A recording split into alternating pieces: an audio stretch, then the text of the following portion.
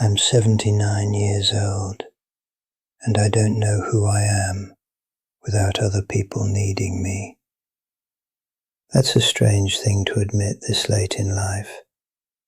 You'd think by now a man would have a solid answer to that question.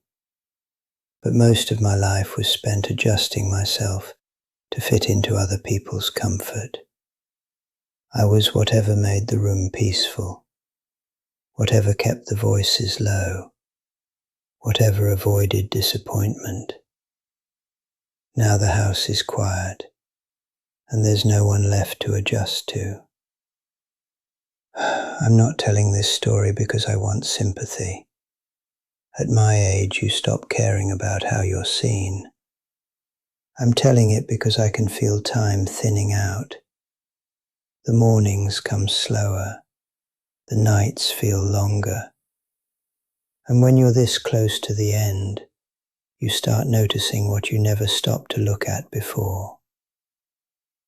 I tried to make everyone happy, and somewhere along the way, I misplaced myself. When I was young, it didn't feel like a mistake.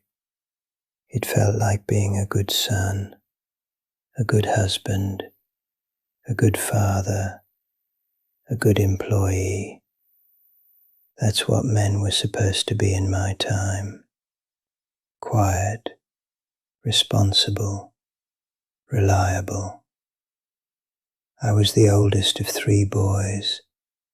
My father worked long hours and rarely spoke unless something was wrong. My mother carried the emotional weight of the house.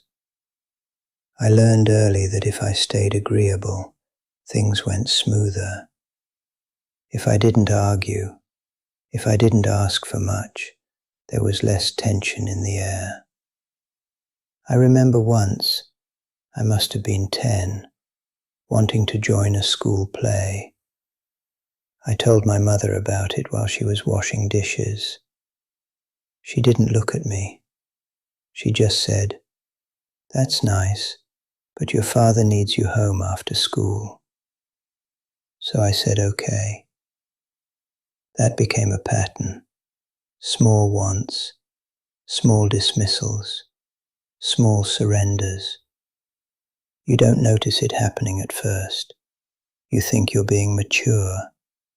You think you're helping. In my 20s, I met a woman named Sarah. She had a loud laugh and strong opinions. She liked to debate. I liked that about her, even though I never debated back. She would ask me what I thought about things, and I'd say, "Whatever you think is fine." She used to smile at that. Later, she would sigh. We got married when I was 27. I took a job at a manufacturing plant because it was steady. I had other interests. I liked drawing. I liked fixing old radios, taking them apart just to understand how they worked. But those weren't practical. The plant paid well enough, and Sarah wanted stability. I wanted her to feel safe. So I said yes to the job. I told myself I could always come back to the other things later. There's a phrase people use, later. It sounds harmless. It sounds responsible.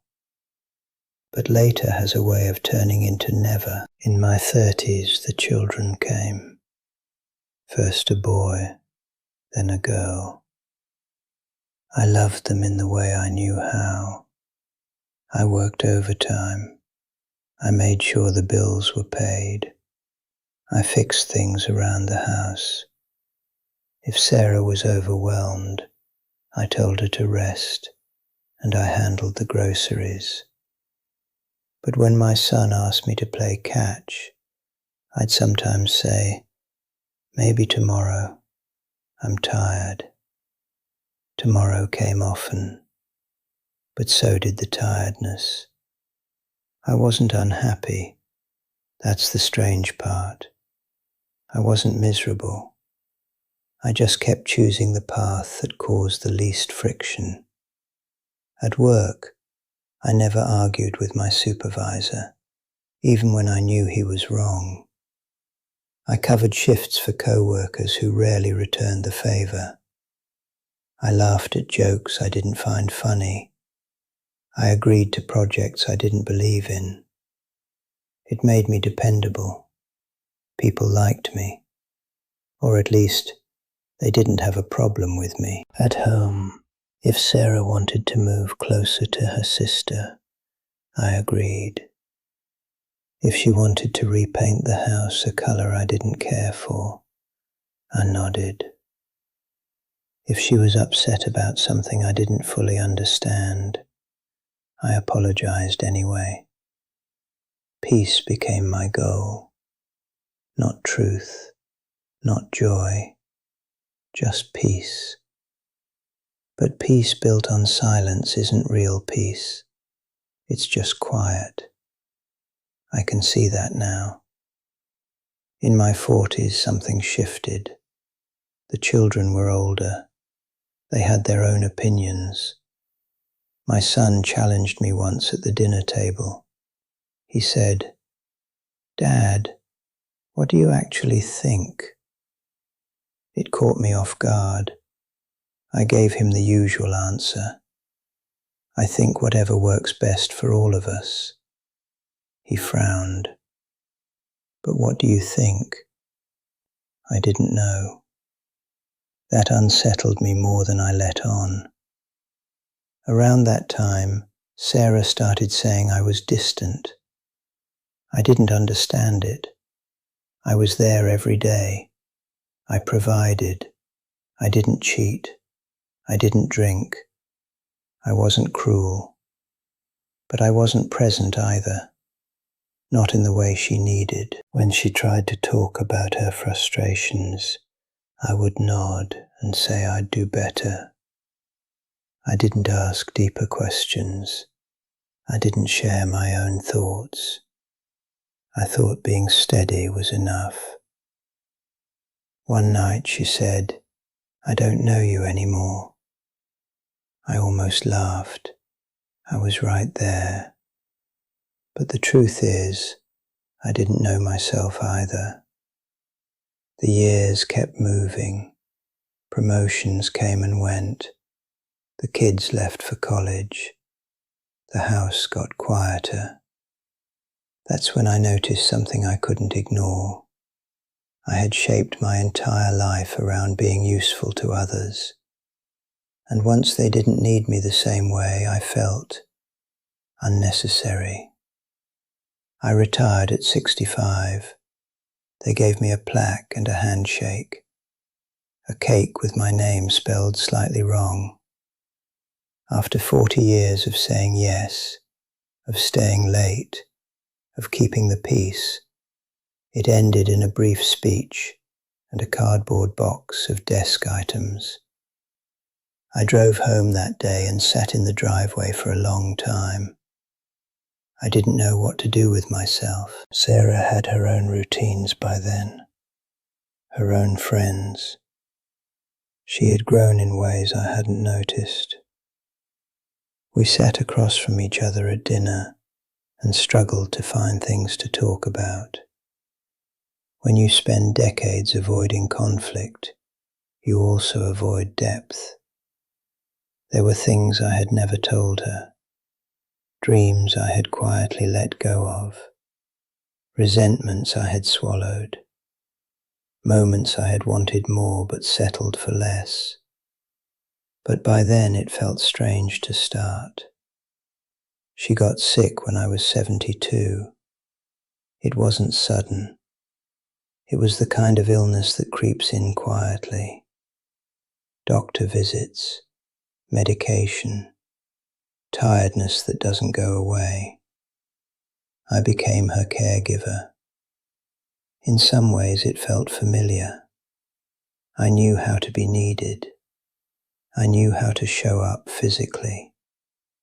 But there were nights she looked at me with a softness that made my chest ache. as if she was searching for something more than my hands changing her medication. One evening she said, "Did you ever want something different?" I knew what she meant. She wasn't accusing me. She was asking if I had ever wanted more from life, from us. I said, "I just wanted you to be happy." She smiled, but there were tears in her eyes. "That's not the same thing," she said. She passed away 2 years later. The house became unbearably quiet. That was the turning point. Not dramatic, not loud, just the absence of her breathing in the next room.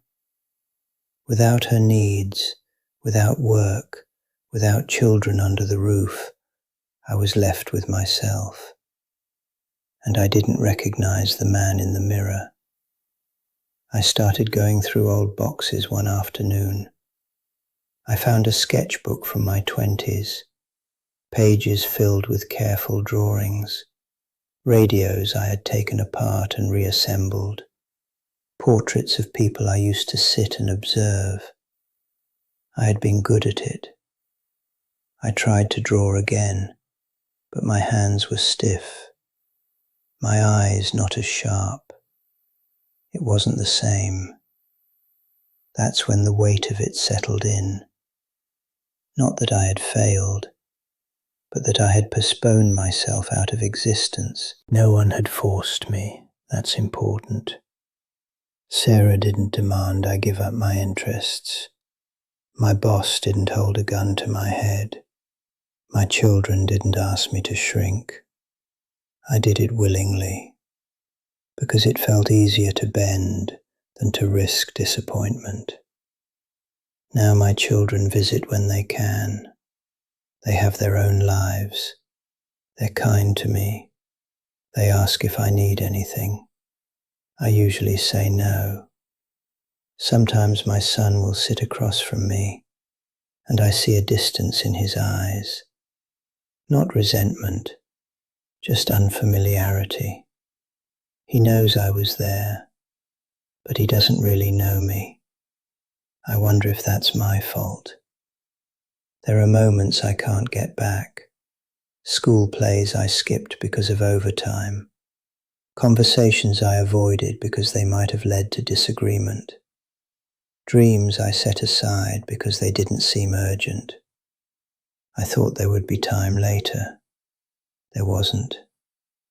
I don't say this with bitterness, just clarity. Trying to make everyone happy sounds noble. It sounds selfless. But if you erase yourself in the process, there's nothing real left for people to connect to. They don't fall in love with your compliance. They don't remember your constant agreement. They remember your presence, your voice, your quirks. I offered usefulness. I withheld myself. Now at 79, I'm learning who I am in small, quiet ways. I draw sometimes, even if it's clumsy. I say what I actually think when my daughter asks my opinion. It feels strange. My voice sounds unfamiliar to my own ears. I don't know how much time I have left. None of us do, but at my age, you feel it more clearly.